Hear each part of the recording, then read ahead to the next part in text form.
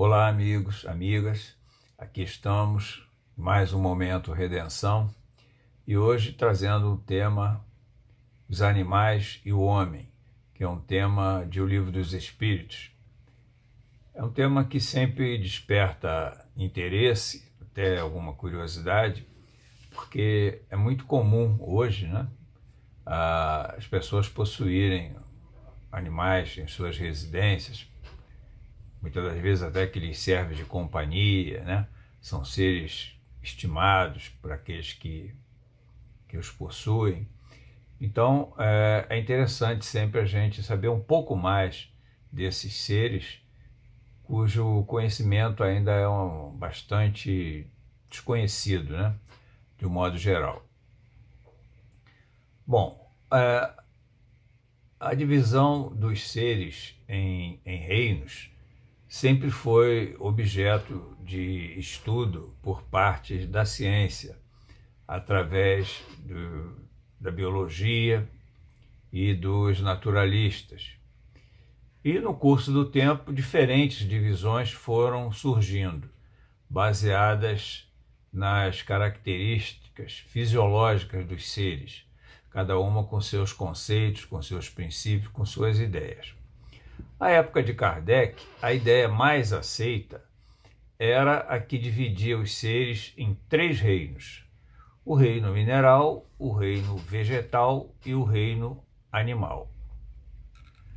O homem estava incluído no reino animal. E Kardec, então, começa perguntando, nesse item que nós vamos abordar, o que os espíritos pensam dessa classificação. E eles respondem que todas as divisões existentes à época eram boas, conforme o ponto de vista que se leva em consideração na elaboração de cada uma. Mas ressaltam que, do ponto de vista material, há apenas 2 reinos: o reino dos seres orgânicos e o reino dos seres inorgânicos. Os seres orgânicos são aqueles que têm em si algo além da matéria, algo que lhes dá a vida, e que os espíritos denominam de fluido vital, princípio vital, que animaliza a matéria que o absorve. Então, esses seres, eles nascem, crescem, se reproduzem por si mesmos e morrem. Nesta classe estão compreendidos, então, o homem, os animais e as plantas. E os seres inorgânicos são aqueles que são dotados apenas de matéria. Eles são desprovidos de fluido vital. Logo, eles não têm vida, não têm vitalidade, não se movimentam por si próprios, nem se reproduzem. Formam-se apenas pela agregação da matéria. São assim considerados os minerais, a água, o ar, etc. Mas explicam ainda os espíritos que, do ponto de vista moral, ou seja, do ponto de vista espiritual, há, evidentemente, 4 reinos, ou seja, 4 graus. São eles os reinos mineral, vegetal, animal, estes reconhecidos pela ciência, e o homem, que é um ser à parte, que forma um 4º reino. Esse 4º reino, o homem, ele é dotado de tudo que há nos demais reinos, mas possui algo além, algo mais, que é uma inteligência especial, uma inteligência que lhe dá consciência da sua existência, lhe dá consciência da existência de Deus, lhe permite a percepção de coisas extramateriais. Esses 4 reinos apresentam, então, caracteres próprios e evoluem impulsionados que são pela lei do progresso, que é uma das leis naturais que funcionam, né, que se fazem presentes, independente até da vontade dos homens. Então, o item que nós vamos abordar aqui nessa nossa conversa é os animais e o homem. Vamos das questões 592 a 609. Kardec começa perguntando se há uma linha demarcatória, uma linha bem definida, clara, entre o homem e os animais. É a questão 592, a primeira desse item. Ele argumenta que alguns animais denotam uma inteligência até próxima à de alguns homens. E os espíritos respondem que o homem é um ser à parte, não pela constituição física, que é até semelhante à constituição física dos animais. Alguns dos animais até são mais bem dotados do que os homens. Mas é um ser à parte pela inteligência especial de que ele é dotado.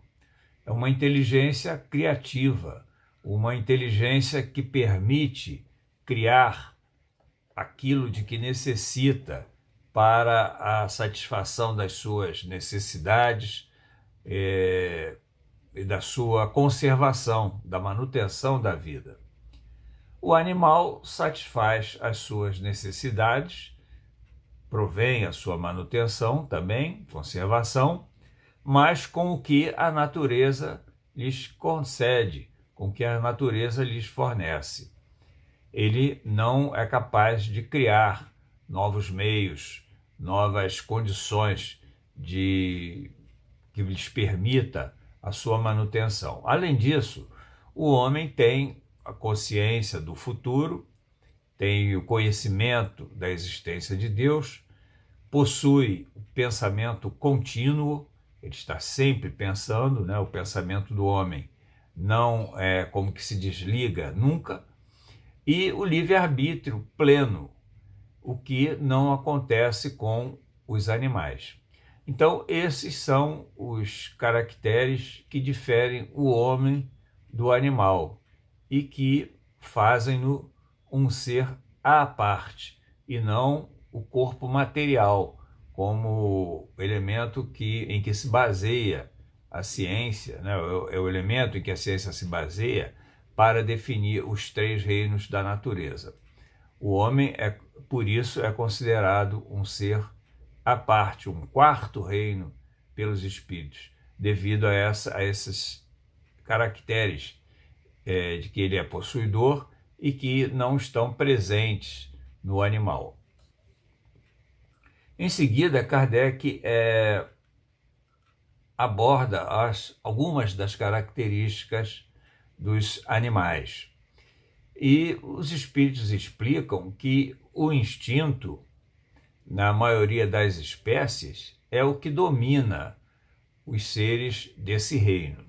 Algumas espécies, contudo, elas já demonstram uma certa manifestação de inteligência algo mais desenvolvida, uma certa manifestação de vontade, embora essa inteligência seja ainda fragmentária, ou seja, ela não é contínua como a do homem e é limitada apenas a certos atos. Eles praticam, os animais, atos que demonstram uma certa vontade de agir, como, por exemplo, há certos animais que armam armadilhas para fazerem suas presas, que exercem a caça, que conhecem os locais onde podem buscar essa caça. Então, aí já denotam uma inteligência mais desenvolvida que em outros animais. Entretanto, ela se circunscreve à utilização dos meios para satisfazerem as suas necessidades, a sua conservação. Eles nada criam de diferente. E cada espécie, explicam os espíritos, faz hoje o que fazia no passado e o que fará no futuro, nem melhor nem pior. Uma cria, por exemplo, faz o que fazem todos os seres da sua espécie, sem ter recebido qualquer ensino.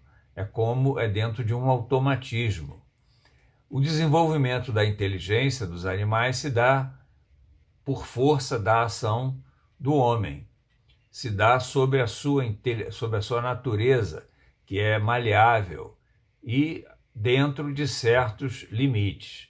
Sem a ação do homem, eles continuariam nos limites que a natureza lhes traçou. Alguns animais têm, então, essa inteligência que lhes propiciam assimilar alguns ensinamentos, mas que esses ensinamentos dependem de um ensinamento do homem. Como, por exemplo, mais fácil da gente compreender, os cachorros, né? Os cachorros, eles são o homem, através de um ensinamento, do hábito da prática de certos atos, ele faz com que o animal acabe assimilando aqueles atos e praticando até independentemente do comando do homem. Com relação à linguagem, embora não possuam uma linguagem formada por frases e por palavras, os animais, eles têm meios de se comunicarem entre si, explicam os espíritos.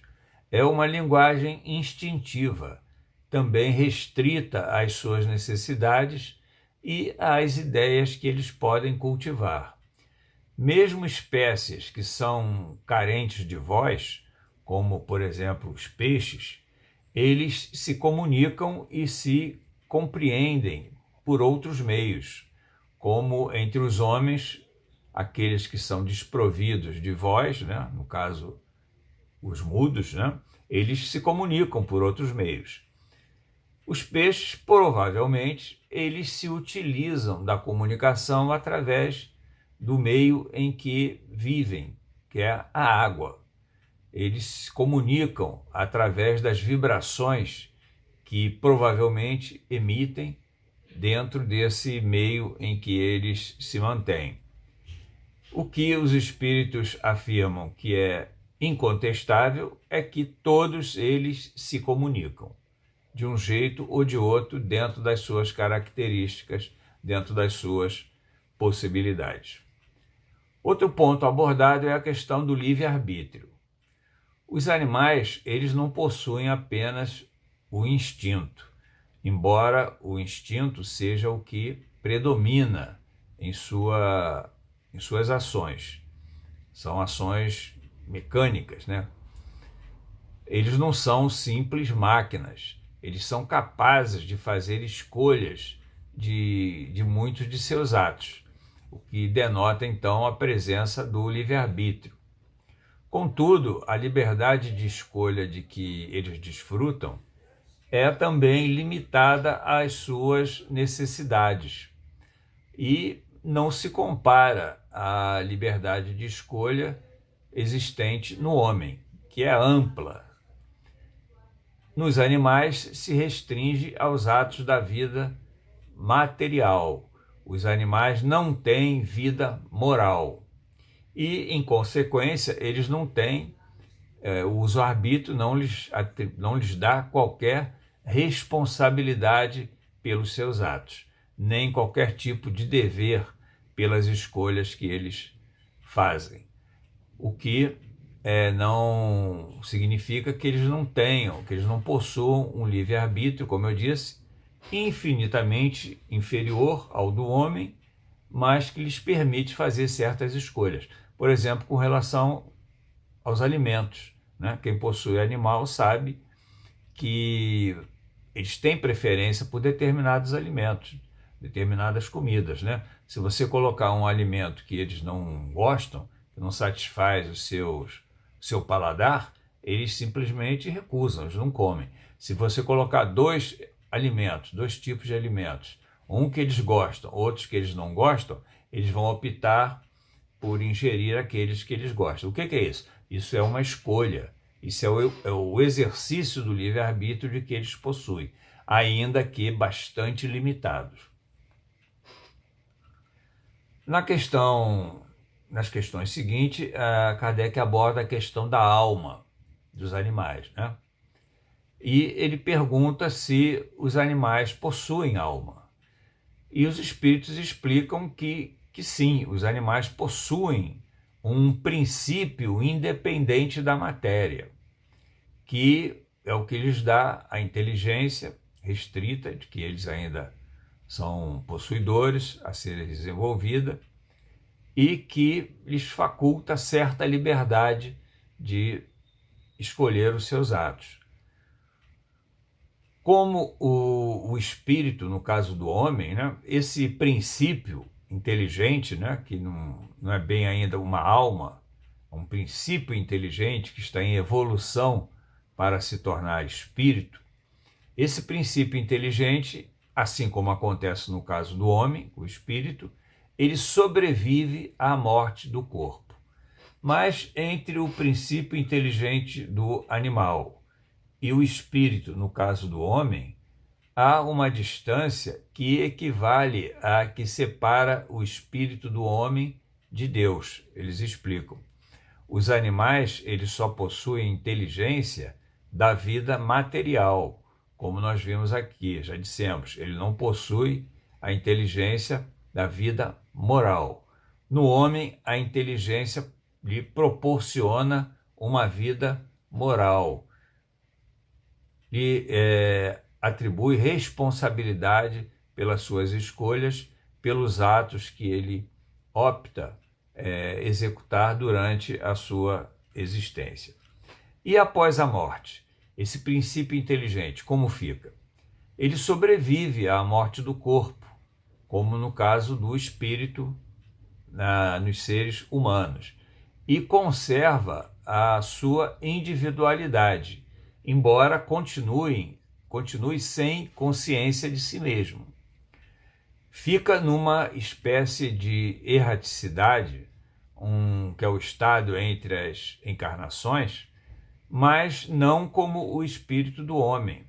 O espírito, no caso do homem, o espírito, ele mesmo fora do corpo, ele continua com a sua individualidade, continua com a sua inteligência no ponto em que ele desenvolveu até aquele momento.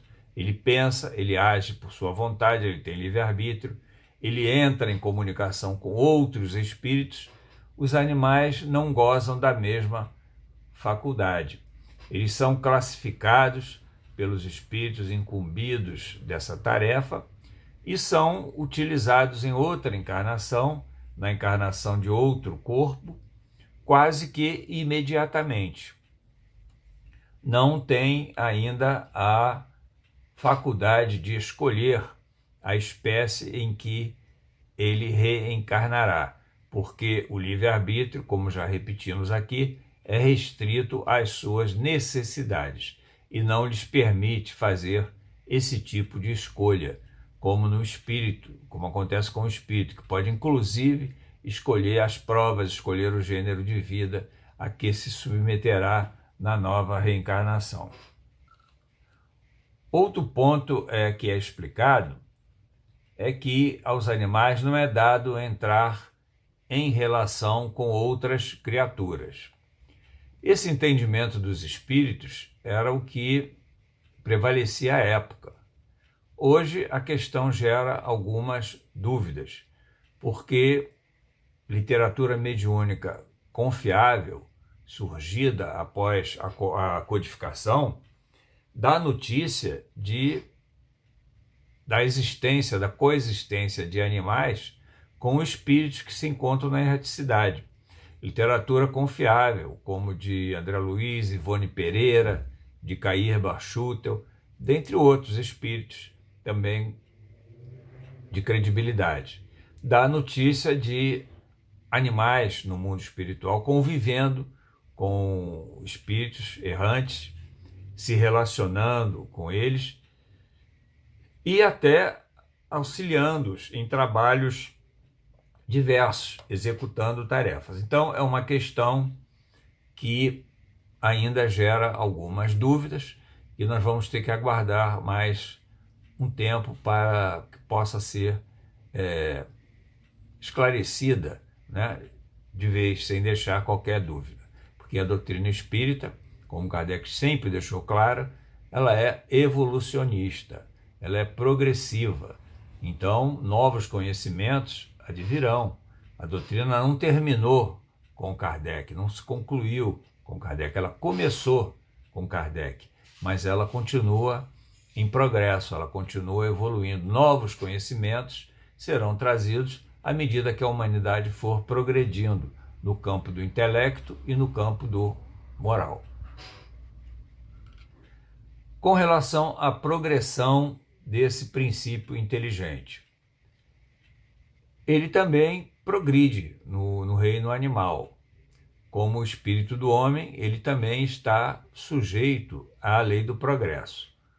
Nos mundos superiores, por exemplo, os animais são também mais adiantados do que os existentes na Terra. Eles dispõem de meios mais amplos de comunicação e de execução dos atos da vida, explicam os espíritos. Mas o progresso nos animais não se dá como no caso do homem, por vontade própria, não depende das escolhas, do uso do livre-arbítrio, como no caso do homem. No caso dos animais, no reino animal, esse progresso se dá pela força da própria natureza, se dá impulsionado pelas leis naturais. E é por isso que os animais não estão sujeitos a provas nem a expiações que possam impulsionar o seu progresso. O progresso se dá impulsionado por um automatismo imposto pela própria natureza. E quanto à origem desse princípio inteligente que habita no reino animal, os espíritos explicam que ele é tirado do mesmo elemento inteligente universal que é tirado o espírito no reino hominal, no reino do homem. Ou seja, o espírito, no caso do homem, e o princípio inteligente no reino animal, eles emanam da mesma e única fonte, ou seja, o reservatório de princípio inteligente que existe do universo.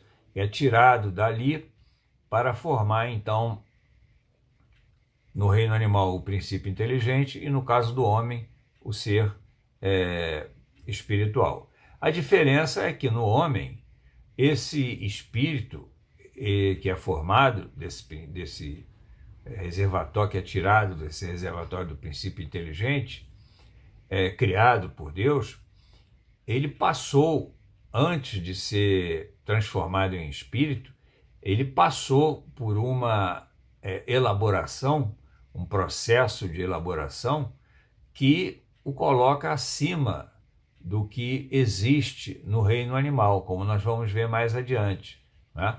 Esse princípio ele é retirado do reservatório de princípio inteligente, mas não é formado em espírito imediatamente. Ele passa por um processo evolutivo nos reinos inferiores, como eu disse, nós vamos ver daqui a pouco.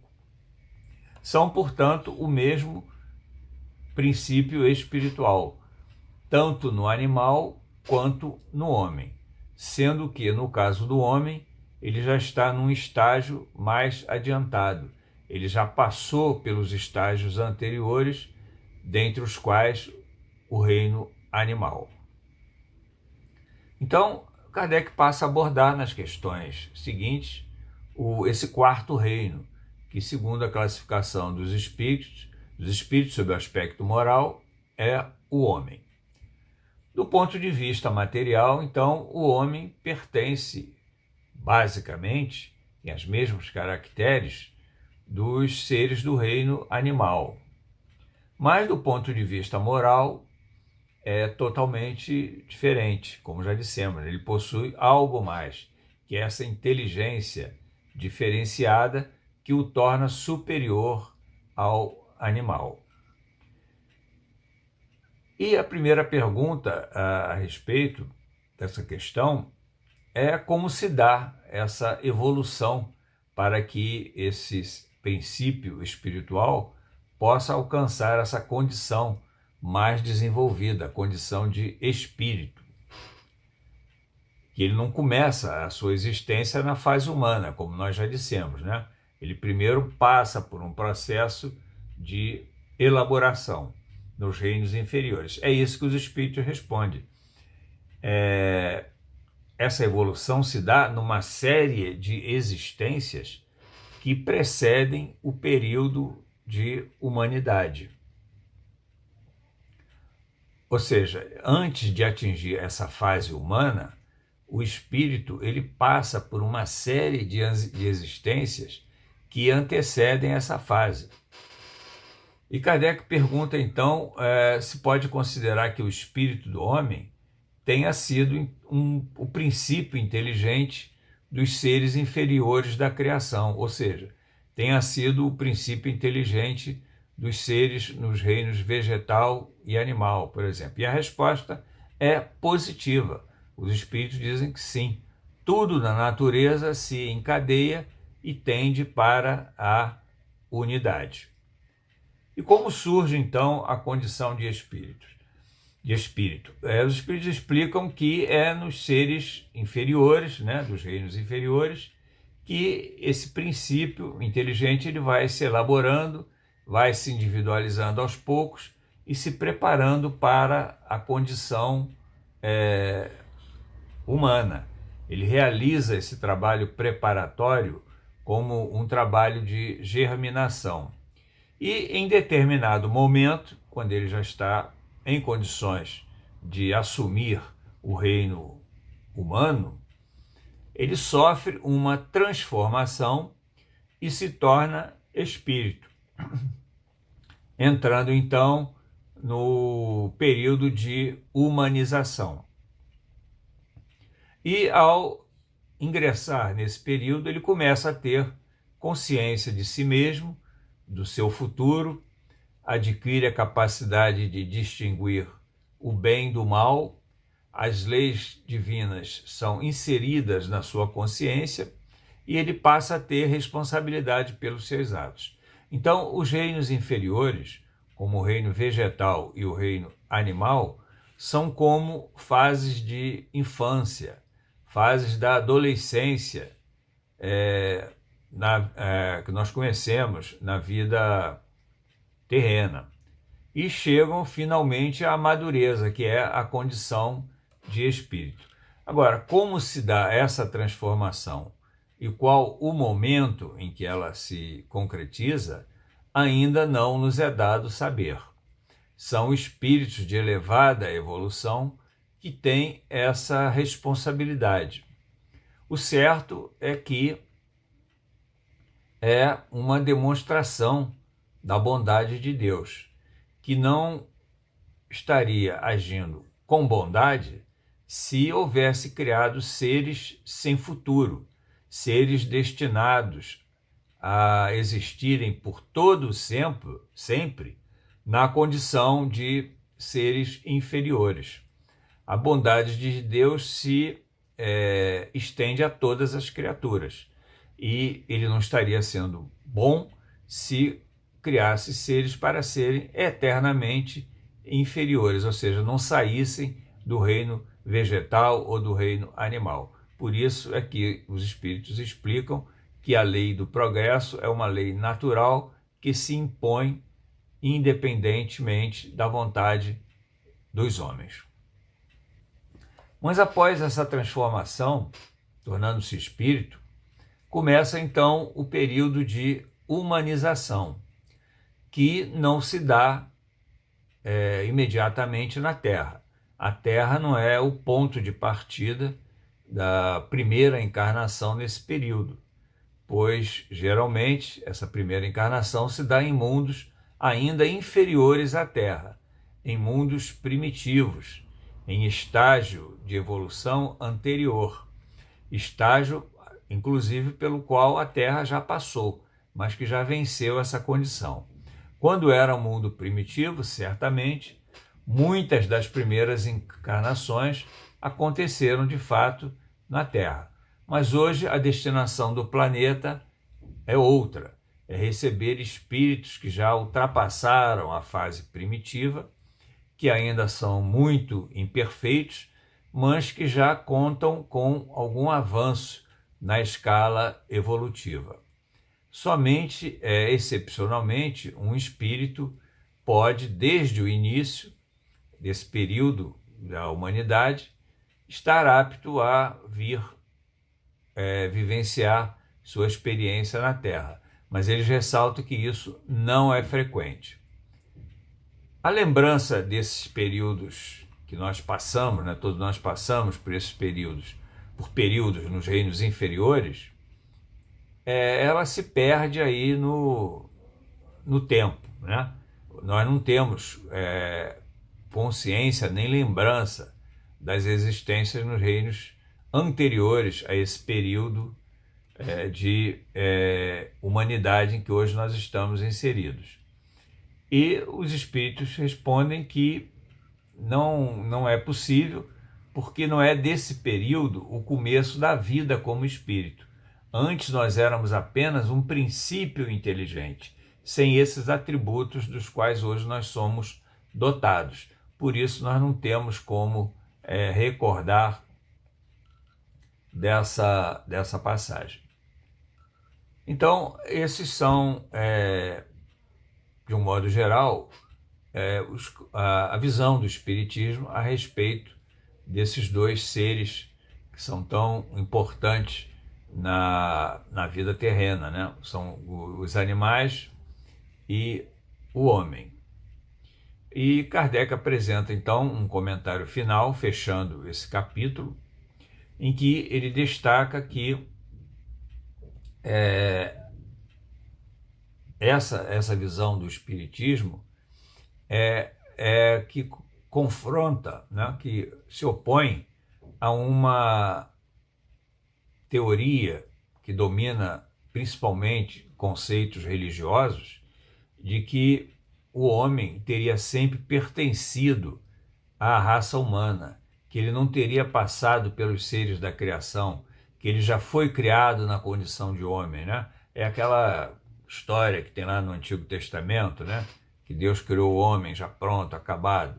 É a doutrina que ficou conhecida como a doutrina do criacionismo, adotada, como eu disse, por segmentos religiosos conservadores. É a visão, né, que consta na Gênese de Moisés. Hoje, a ciência também não aceita mais essa doutrina.